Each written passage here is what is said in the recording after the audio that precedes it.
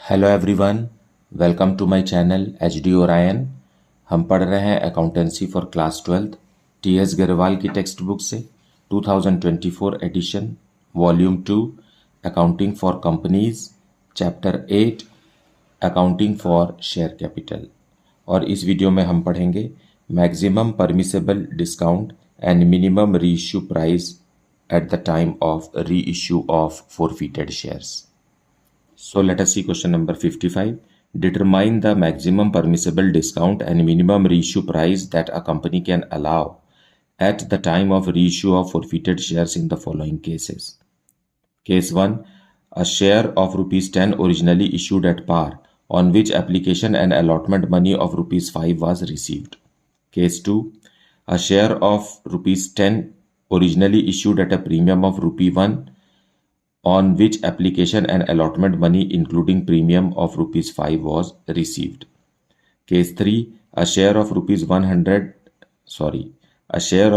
10 originally issued at a premium of rupee 1 on which application and allotment money excluding premium of rupees 5 was received.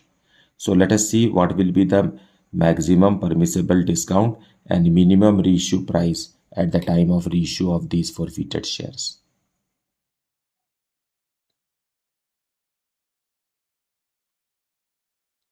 So solution 55 we will see. Case 1. Fine. इसमें क्या हुआ है कि application और allotment का 5 rupees receive किया गया है और उसके बाद ही फोरफीट किया गया है। फाइन। तो 5 रुपीज जो शेयर होल्डर ने दिया है, पर शेयर के बारे में बात कर रहे हैं, एक ही शेयर के बारे में। 10 रुपीज का शेयर है जिसमें से 5 रुपीज एप्लीकेशन और अलॉटमेंट के नाम से मिल चुका है, तो यही अमाउंट फोरफिटेड होगा। और जितना फोरफिटेड अमाउंट पर शेयर होता है उतना ही पर शेयर हम मैक्सिमम डिस्काउंट दे सकते हैं। ठीक। तो रीइश्यू के समय में हम डिस्काउंट देंगे फोरफिटेड अमाउंट का और वो 5 रुपीज है। तो मिनिमम रीइश्यू प्राइस क्या होगा? 10 रुपीज का शेयर है जिसमें से 5 रुपीज हम अधिकतम डिस्काउंट दे सकते हैं, तो 5 रुपीज पर शेयर जो है वो मिनिमम रीइश्यू प्राइस है। अब केस 2 ले लीजिए। यहां कह रहा है कि 10 रुपीज का शेयर है जो 1 रुपी प्रीमियम में इश्यू हुआ है और application money including premium 4 rupees है। तो यहां पर 4 रुपीज प्लस 1 रुपी प्रीमियम का 5 रुपीज फर्म कंपनी को रिसीव हुआ है एप्लीकेशन एंड अलॉटमेंट में। तो मिनिमम फोरफिटेड अमाउंट क्या रहेगा? फोरफिटेड अमाउंट 4 रुपीज रहेगा। प्रीमियम को कभी भी फोरफिटेड अमाउंट में शामिल नहीं किया जाता। ये प्रीमियम है, इंक्लूडिंग प्रीमियम लिखा है क्वेश्चन में, तो कैपिटल का हिस्सा ही, कैपिटल का अमाउंट ही फोरफिट होता है। तो 4 रुपीज पर शेयर फोरफिट हुआ और 4 रुपीज पर शेयर ही मैक्सिमम डिस्काउंट कंपनी दे सकती है। और 10 रुपीज का शेयर है जिसमें से हम ज़्यादा से ज़्यादा 4 रुपीज का डिस्काउंट दे सकते हैं, तो मिनिमम रीइश्यू प्राइस कितना होगा? 6 रुपीज होगा। 6 रुपीज से नीचे अगर हम ले जाते हैं मिनिमम रीइश्यू प्राइस को, मान लो इसको 5 रुपीज कर देते हैं, तो हमारे पास डिस्काउंट देने के लिए 5 रुपीज है नहीं, रिमेनिंग 5 रुपीज डिस्काउंट देना पड़ेगा। इसलिए हमको मिनिमम रीइश्यू प्राइस 6 ही रखना पड़ेगा। फाइन। 5 रुपीज में हम रीइश्यू नहीं कर सकते क्योंकि हमारे पास फोरफिटेड अमाउंट 4 रुपीज है। अब केस 3।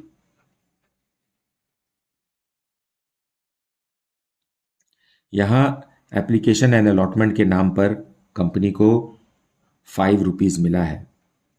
वैसे तो मिला प्रीमियम का भी है, 6 रुपीज मिला है, लेकिन 1 रुपीज प्रीमियम का है। एप्लीकेशन और अलॉटमेंट का सिर्फ कितना रुपए है? 5 रुपीज है। तो इसी 5 रुपीज को ही कंपनी यूटिलाइज करेगी डिस्काउंट ऑन रीइश्यू। तो 10 रुपए के शेयर में अगर कंपनी 5 रुपीज तक डिस्काउंट दे सकती है तो मिनिमम रीइश्यू प्राइस कितना होगा? 5 रुपीज पर शेयर होगा।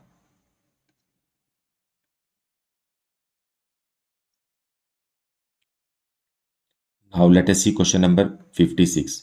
Star Limited issued 10,000 shares of rupees 10 each payable as rupees 4 on application, rupees 3 on allotment, rupees 2 on first call and balance on second and final call. 500 shares were forfeited. Calculate the maximum permissible discount and minimum reissue price on reissue in each of the following cases if the reissued shares are fully paid up. Case 1. If shares were forfeited for non-payment of second and final call. If shares were forfeited for non-payment of first and second and final call. If shares were forfeited for non-payment of allotment, first call and second and final call.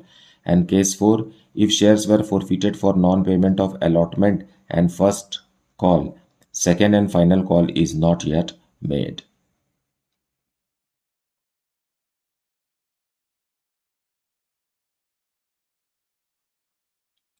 So solution 56, case 1 we will discuss. If shares were forfeited for non-payment of second and final call. Second and final call ये है, application पे 4 रुपए, allotment पे 3 rupees, first call पे 2 rupees और final call पे 1 रुपी. और अगर 500 शेयर्स हम फॉरफिट कर रहे हैं, कितने शेयर्स? 500 शेयर्स पे फाइनल कॉल का पैसा मांगा गया है लेकिन मिला नहीं है, मतलब ये नहीं मिला है, ये मिल गया, ये मिल गया, ये मिल गया. तो what is the amount forfeited? 4 + 3 + 2 कितना हो गया? 9 rupees is the amount forfeited. Fine. अच्छा, मैक्सिमम डिस्काउंट कितना दे सकते हैं? जितना फॉरफिटेड अमाउंट है उतना ही डिस्काउंट दे सकते हैं. तो 9 रुपीज का हम डिस्काउंट दे सकते हैं. एक शेयर कितना रुपीज का है? 10 रुपीज ईच है एक शेयर. तो 10 रुपए में से अगर आप 9 रुपए डिस्काउंट दे सकते हैं तो मिनिमम रीइश्यू प्राइस कितना होगा? 1 रुपी होगा. फाइन. मिनिमम रीइश्यू प्राइस कितना होगा? 1 रुपी होगा. अब केस 2 देखिए. केस 2 में बोल रहा है if shares were forfeited for non payment of first call and second call. मतलब फर्स्ट कॉल का पैसा भी नहीं दिया, सेकेंड कॉल का पैसा भी नहीं दिया. तो क्या दिया? एप्लीकेशन और अलॉटमेंट का दिया. 4 रुपीज़ और 3 रुपीज़ मतलब 7 रुपीज़ फॉरफिटेड अमाउंट है. और इसी 7 रुपीज़ को हम क्या कर सकते हैं? मैक्सिमम 7 रुपए तक हम डिस्काउंट दे सकते हैं एट री इश्यू ऑफ शेयर्स. तो रीइश्यू प्राइस क्या होगा? 10 रुपए के शेयर में अगर आप 7 रुपए तक डिस्काउंट दे सकते हैं तो 3 रुपीज़ आपका मिनिमम री इश्यू प्राइस होगा. फाइन. अब केस 3 देख लीजिए. If shares were forfeited for non payment of allotment, first call and second and final call. मतलब अमाउंट नहीं दिया. इन 500 शेयर्स पर क्या क्या अमाउंट नहीं मिला? अलॉटमेंट का, फर्स्ट कॉल का एंड फाइनल कॉल का. सिर्फ एप्लीकेशन मनी मिला है. तो ऐसे में सिर्फ एप्लीकेशन मनी ही फॉरफिट होगा, दैट इज ₹4. और 4 रुपीज़ तक ही कंपनी री इश्यू के समय डिस्काउंट दे सकती है. और अगर पूरा का पूरा 4 रुपीज़ डिस्काउंट दिए तो 10 रुपीज़ के शेयर में 4 रुपीज़ अगर डिस्काउंट देंगे तो मिनिमम री इश्यू प्राइस कितना होगा? 6 रुपीज़ होगा. Very simple to calculate but it is very very important to understand this. अगर आप इस कॉन्सेप्ट को नहीं समझेंगे तो आपका फॉरफीचर और रीइश्यू की एंट्री गलत हो सकती है. Fine. Fourth case. If shares were forfeited for non payment of allotment and first call. Fine. Allotment का पैसा नहीं मिला, फर्स्ट कॉल का पैसा नहीं मिला, मतलब एप्लीकेशन का तो मिलता ही है, हर बार मिलता है, लेकिन फाइनल कॉल अभी तक किया नहीं गया है. ठीक, फाइनल कॉल नहीं किया गया है, लिखा हुआ यहाँ second and final call is not yet made. तो फॉरफिटेड अमाउंट कितना होगा? 4 रुपीज़ ही होगा. और 4 रुपीज़ ही मैक्सिमम डिस्काउंट हम दे सकते हैं. और अगर हम फुल्ली पेड मान रहे हैं तो और 4 रुपए तक ही डिस्काउंट दे सकते हैं ना. तो 10 रुपए के शेयर में 4 रुपीज़ आपने डिस्काउंट दे दिया तो री इश्यू प्राइस मिनिमम क्या होगा? 6 रुपीज़ ही होगा. तो फाइनल कॉल अगर नहीं किया गया है तो भी आप मिनिमम 6 रुपीज़ में री इश्यू कर सकते हैं, इसका यह मतलब है. ठीक है, 6 रुपए तक आप जारी कर सकते हैं, मतलब 4 रुपीज़ पूरा यूटिलाइज किया जा सकता है डिस्काउंट देने के लिए री इश्यू के समय में. तो अगर बोले कि 500 शेयर्स में री इश्यू प्राइस क्या है तो आप 500 से मल्टीप्लाई कर लीजिए तो आपको पता चल जाएगा.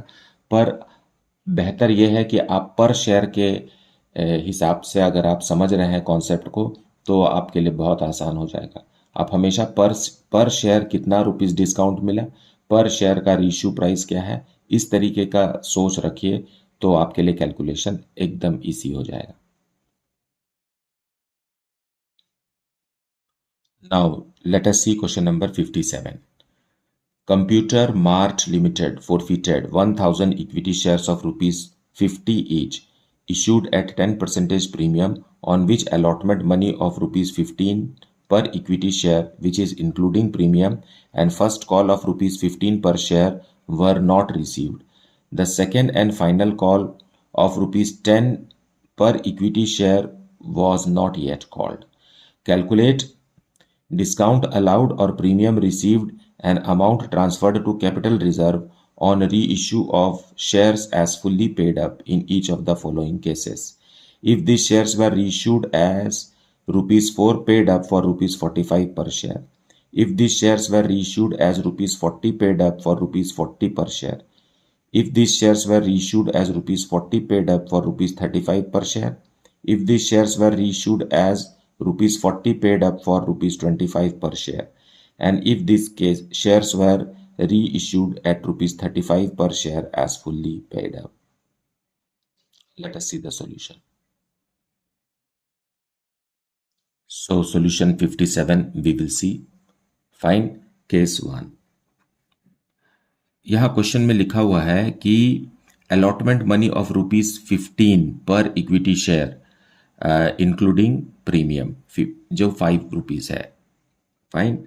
सो यहाँ क्या होगा 10 + 5 इज इक्वल टू 15 और फर्स्ट कॉल 15 रुपीज का है और मुझे एक्चुअल में यहाँ लिखना चाहिए था 10 + 5 that is equal to 15 rupees first call का है एंड फाइनल कॉल 10 रुपीज का है. और शेयर्स कितने के हैं? How many shares we are talking about? We are talking about 1000 equity shares at the rate of rupees 50 each. Fine. 10% premium पे है तो 5 रुपीज प्रीमियम हो गया. प्रीमियम कितना होगा?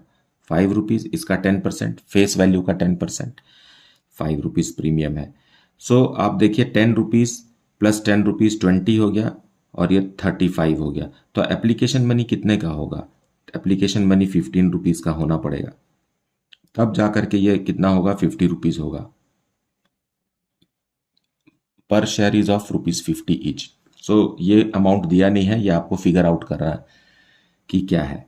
अब केस 1 डिस्कस करते हैं कि इफ अच्छा लिखा हुआ है कि शेयर्स हैं on which allotment money and first call money पर शेयर वेर नॉट रिसीव्ड और सेकेंड कॉल अभी तक किया नहीं गया है. तो सेकेंड कॉल तो किया नहीं गया है तो नॉट आस्ड. जितने भी जगह होगा केसेस होंगे उसमें second call is not asked. और फर्स्ट केस में अलॉटमेंट मनी, अब केस 1 हम यहां ले लेते हैं, है ना. 2 3 4 5 we can discuss here. So application money मिला है लेकिन ये दोनों नहीं मिला है केस 1 में. फाइन. तो फोरफिटेड अमाउंट क्या होगा? फोरफिटेड अमाउंट तो एप्लीकेशन मनी होगा. सो फोरफिटेड अमाउंट 15 रुपीज का होगा. पर शेयर 15 रुपीज फोरफिट किया गया है.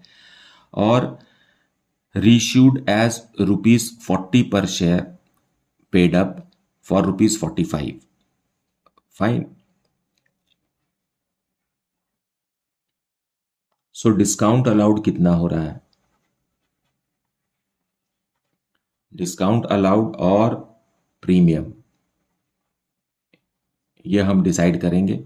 देखिए 40 पेड अप और 40 रुपीज में हम दे रहे हैं लेकिन 40 रुपीज कैपिटल में ट्रांसफर कर रहे हैं लेकिन 45 रुपीज ले रहे हैं. तो ये क्या हो गया? 5 रुपीज प्रीमियम. फाइन. रीइश्यू जब किए हम तो 5 रुपीज प्रीमियम पे रीइश्यू किए तो पूरा का पूरा फोरफिटेड अमाउंट क्या होगा? कैपिटल रिजर्व में ट्रांसफर होगा क्योंकि इस फोरफिटेड अमाउंट में से कोई भी अमाउंट डिस्काउंट के लिए नहीं यूज किया गया. पूरा का पूरा अमाउंट जो है कैपिटल रिजर्व में इसलिए ट्रांसफर करेंगे क्योंकि शेयर रीइश्यू हुआ है प्रीमियम में. ठीक है. उससे 45 रुपीज ले लिए हैं और बोल रहे हैं कि आपने 40 रुपीज दिया है. कैपिटल में हम 40 रुपीज ट्रांसफर कर रहे हैं मतलब 5 रुपये आपने एक्स्ट्रा लिया, वो प्रीमियम है. तो कितना रुपीज कैपिटल रिजर्व में ट्रांसफर होगा? 15 रुपीज पर शेयर के हिसाब से 1000 शेयर्स पर 15,000 रुपीज ट्रांसफर होगा। Is it understood? Now case two. Case two में भी कंडीशन वही है। फाइन, यहां भी 15 रुपीज ही फोरफिट हुआ है, लेकिन 40 रुपीज के शेयर को 40 रुपीज में ही जारी किया गया है। देखिए 40 रुपीज पेड अप फॉर ₹40, तो नो प्रीमियम नो डिस्काउंट, ना प्रीमियम में जारी हुआ है ना डिस्काउंट में, तो पूरा का पूरा 15 रुपीज फोरफिटेड शेयर्स का 1000 शेयर्स पर 15,000 रुपीज कैपिटल रिजर्व में ट्रांसफर हो जाएगा। कैपिटल रिजर्व में गेन ट्रांसफर होता है, मतलब कंपनी को जो भी गेन हुआ है फॉरफीचर में वो ट्रांसफर होता है, और ये रीइश्यू के बाद ही ट्रांसफर होता है, क्योंकि रीइश्यू के समय ही कंपनी को उस पैसे को फॉरफिटेड अमाउंट को यूटिलाइज करना होता है in the form of discount on reissue. तो आपने कुछ डिस्काउंट तो दिया नहीं, तो पूरा का पूरा 15 रुपीज गेन हो गया। ऐसे कितने शेयर्स पर गेन हुआ? 1000 शेयर्स पर, इसलिए 15,000 रुपीज ट्रांसफर होगा। केस 3 में भी कंडीशन तो वही है ना, 15 रुपीज ही फॉरफिट हुआ है, लेकिन हम रीइश्यू कर रहे हैं 35 रुपीज में। 40 रुपए के शेयर को, फाइन, 40 रुपए के शेयर को आप 35 रुपीज में रीइश्यू कर रहे हो, तो आप डिस्काउंट दे रहे हो 5 रुपीज का। 5 रुपीज का डिस्काउंट दे रहे हो। कैसे? आप 40 रुपीज का सामान दे रहे हो, मतलब शेयर्स आपका 40 रुपीज का है बता रहे हो, लेकिन पैसे कितना ले रहे हो? 35 रुपीज। तो 5 रुपीज आपने कम लिया है, तो दैट इज डिस्काउंट। अब 15 रुपीज में से 5 रुपीज आपने डिस्काउंट दे दिया, 15 रुपीज में से 5 रुपीज डिस्काउंट दे दिया, तो पर शेयर 10 रुपीज गेन बचा। अब 10 रुपीज को आप 1000 शेयर्स पर ट्रांसफर करेंगे तो कितना? 10,000 रुपीज कैपिटल रिजर्व में ट्रांसफर होगा, कैपिटल रिजर्व में। Fine. Fourth case, application money दिया, फर्स्ट अलॉटमेंट और फर्स्ट कॉल का पैसा नहीं दिया, सेकेंड कॉल किया ही नहीं गया है। यहां भी 15 रुपीज फोरफिटेड अमाउंट है पर शेयर, लेकिन 40 रुपए के शेयर को 25 रुपीज में दिया गया है ना। 40 रुपीज के शेयर को 25 रुपीज में रीइश्यू हुआ, मतलब 15 रुपीज डिस्काउंट। तो पूरा का पूरा 15 रुपीज मैक्सिमम डिस्काउंट दे चुके, एक भी रुपया नहीं बचा जो कैपिटल रिजर्व में ट्रांसफर होगा, तो as a result no money will be transferred to capital reserve. ठीक। अब फिफ्थ केस में भी कंडीशन तो वही है। अब क्या कह रहे हैं? 35 रुपीज में आपने जारी कर दिया है, ठीक, एज फुल्ली पेड। तो अब आपको 50 रुपीज से कंपेयर करना होगा, क्योंकि हर शेयर 50 रुपीज का है। फुल्ली पेड 50 रुपए मान लिया आपने कि उसने दे दिया, लेकिन उससे पैसे कितने लिए? 35 रुपीज लिया, तो आपने 15 रुपीज का डिस्काउंट दिया, तो पूरा का पूरा 15 रुपीज यूटिलाइज हो गया डिस्काउंट देने में on reissue. As a result कोई भी अमाउंट नहीं बचा जो हम कैपिटल रिजर्व में ट्रांसफर करें।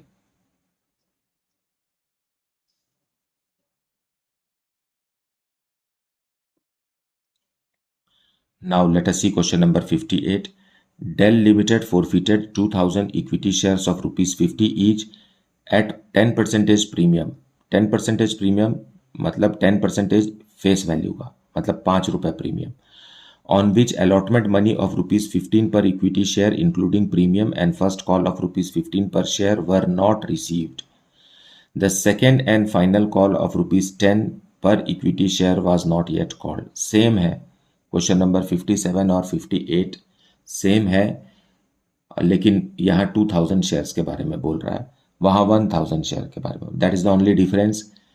Calculate discount allowed on premium received and amount transferred to capital reserve on reissue of shares as fully paid up in each of the following cases.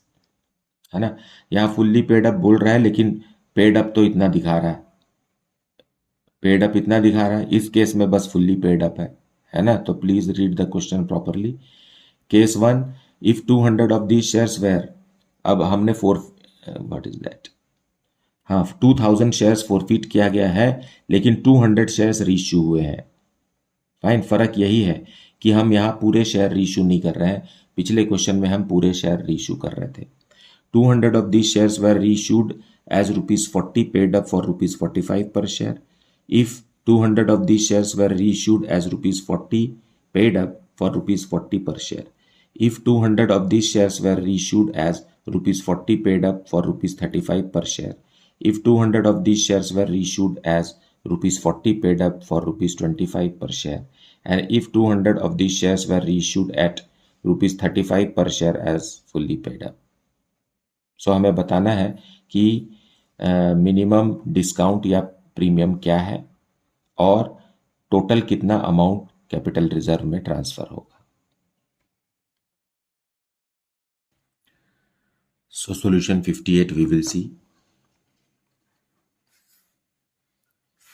Solution 58 and case 1 we will discuss. अब देखिए कि हर share कितने का है, 50 rupees का है और ऐसे कितने शेयर्स हैं हमारे पास, 2000 इक्विटी शेयर्स है, 2000 इक्विटी शेयर्स है और हर शेयर 50 रुपीज़ का है और ये प्रीमियम पे जारी हुआ है 10% प्रीमियम. सो 50 रुपीज़ का 10% हुआ 5 रुपीज़, मतलब 55 रुपीज़ एक शेयर का कीमत हो गया अब, क्योंकि 5 रुपीज़ प्रीमियम का हो गया. क्वेश्चन में बताया है कि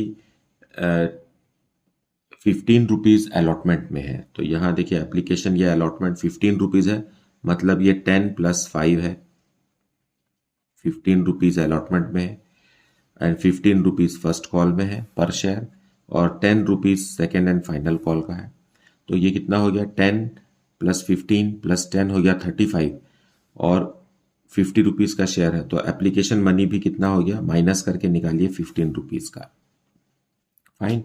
सो 15 + 15 30 और 10 + 10 20, सो 30 + 20 इज 50 रुपीज़ और 5 रुपीज़ प्रीमियम का अलग. नाउ ये है. अब केस 1 डिस्कस करेंगे. केस 1 में out of 2000 shares 200 of these shares were reissued. 2000 shares को फोरफिट कर लिए हैं and 200 of these shares were reissued. तो जो अमाउंट कैपिटल रिजर्व में ट्रांसफर होना है वो 200 शेयर्स पर गेन का ट्रांसफर करना है. फोरफीचर में जो गेन हुआ है वो अमाउंट कैपिटल रिजर्व में ट्रांसफर होगा. अब लिखा हुआ केस 1 में if 200 of these shares were reissued as rupees 40 paid up for rupees 45 per share. उसके पहले लिखा हुआ है कि for non payment of allotment money and first call money.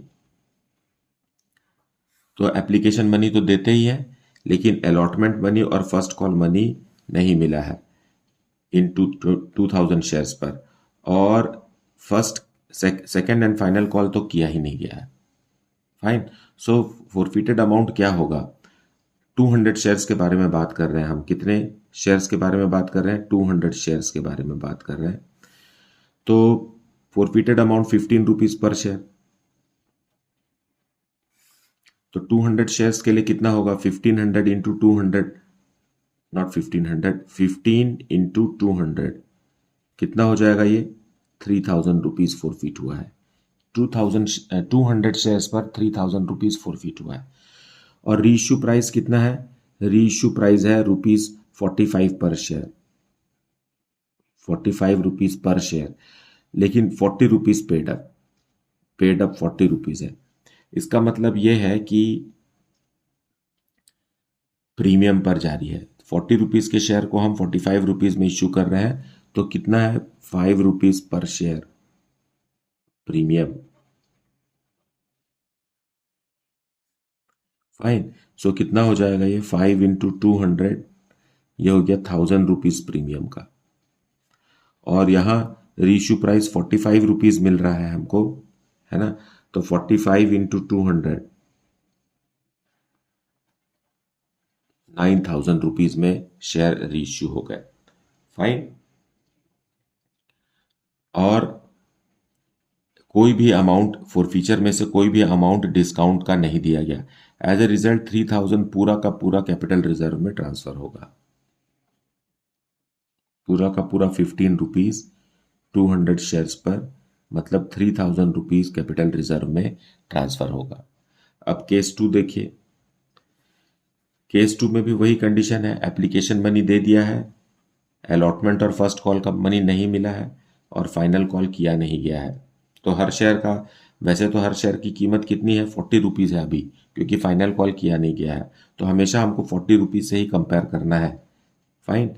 तो यहाँ पर भी सेम केस है, forfeited amount 3000 and reissue price क्या है, 40 रुपीज़ के शेयर को 40 रुपीज़ में ही जारी किया गया है। तो as a result 40 into 200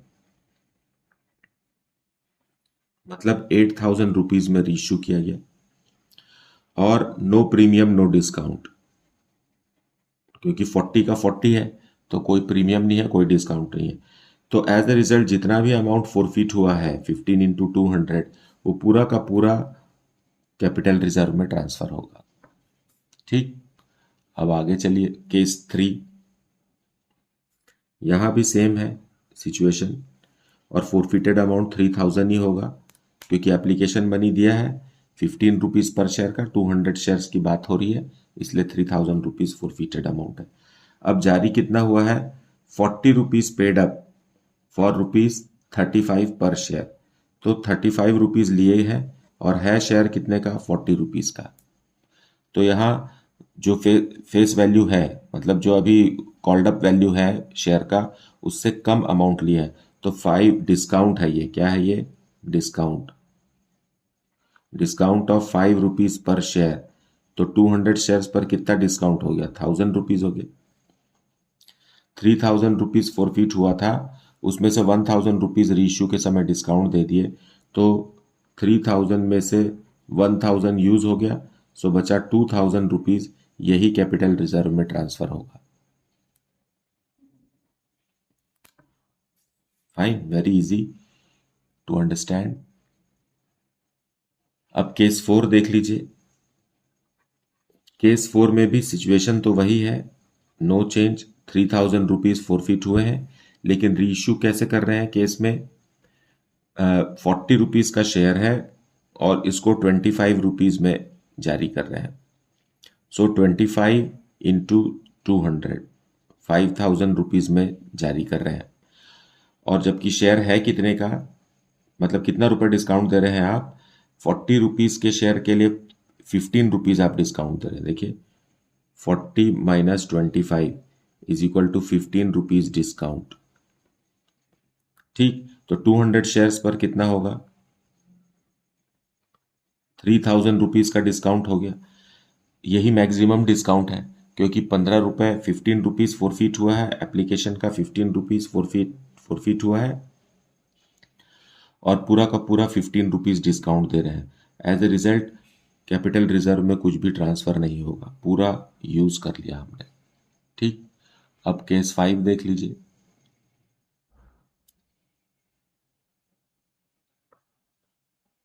case 5 में भी सिचुएशन वही है कि फाइनल कॉल नहीं किया गया है, 200 शेयर्स पर 15 रुपीज फॉरफिट हुआ है, तो 3000 रुपीज, लेकिन यहाँ रीइश्यू प्राइस क्या है, 35 रुपीज में हमने जारी किया है, और वो शेयर को फुल्ली पेड मान लिया है, मतलब 50 रुपए मान लिया। यहां पर भी, यहाँ कितना रुपए मिलेगा हमें, 35 रुपीज पर शेयर के हिसाब से 200 शेयर्स पर 7000 रुपीज में रीइश्यू हुआ है, 200 शेयर, और डिस्काउंट कितना है, 50 रुपीज में का शेयर है, 35 रुपीज लिए हैं, मतलब 15 रुपीज पर शेयर डिस्काउंट है।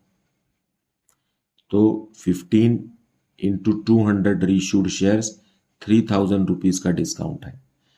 सो 3000 फॉरफिट हुआ है, 3000 पूरा डिस्काउंट हुआ है, 15 रुपीज पर शेयर यहाँ है एप्लीकेशन का, और पूरा का पूरा 15 रुपीज पर शेयर हमने डिस्काउंट दे दिया ऑन री इश्यू। सो कोई भी अमाउंट कैपिटल रिजर्व में ट्रांसफर नहीं होगा। सो दोनों ही जगह क्या हुआ है, 3000 फॉरफिट हुआ है और 3000 यूज हो गया, तो कुछ भी अमाउंट कैपिटल रिजर्व में ट्रांसफर होने के लिए नहीं बचा है। फाइन, सो इस तरीके से हमें समझना है, ये जो कॉन्सेप्ट है इसे आपको इस्तेमाल करना है आगे के क्वेश्चंस के लिए, क्योंकि हमें लास्ट में रीइश्यू करने के बाद कैपिटल रिजर्व में अमाउंट ट्रांसफ़र करना ही है, और this is gain on reissue, gain on forfeiture and reissue. Fine. So मुझे उम्मीद है कि आपने वीडियो को अच्छे से देखा है और कॉन्सेप्ट को समझ लिया है। अगर कुछ डाउट है then please put it in the comment section, और ये भी बताइए कि आप किस शहर से इस वीडियो को देख रहे हैं।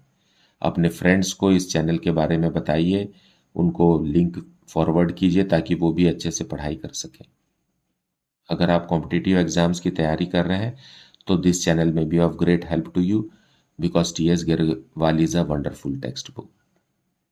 Thank you so much for liking, subscribing and sharing this channel. Thank you so much for watching this video.